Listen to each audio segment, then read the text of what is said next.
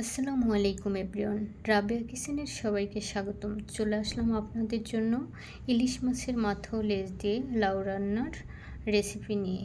প্রথমে আমি মাছটাকে ভালো করে পরিষ্কার করে নিয়েছি, তারপরে মাথাটাকে 2 পিস করেছি, মাছ দিয়ে কেটে লাউটাকে ভালো করে খোসা ছাড়িয়ে পরে ছোটো করে পিস পিস করে নিয়েছি। তো ক্লিন করা শেষ। তারপরে আমি চুলায় একটা প্যান বসিয়ে এখানে আমি কোনো মশলা তেমন দিইনি, শুধু পেঁয়াজ বাটা আর হলুদ গুঁড়ো, মরিচ গুঁড়ো, মাছের মশলার গুঁড়ো সবগুলি দিয়ে কষিয়ে তারপর মাছটাকে দিয়ে দিচ্ছি। কিছু সময় ঢেকে দেব আমি। কষানো শেষ হয়ে গেলে, তো কষানোটা প্রায় শেষ, এখন আমি লাউগুলি দিয়ে দিচ্ছি। কোনো পানি অ্যাড করব না এখানে।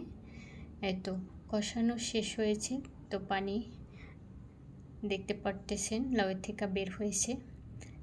কাঁচামরিচ ফালি দিয়ে দিছি কিছুটা। ফাইনালি আমার রান্নাটা শেষ হওয়ার আগ মুহূর্তে আমি কিছু ধনিয়া পাতা কুচি দিয়ে দিচ্ছি।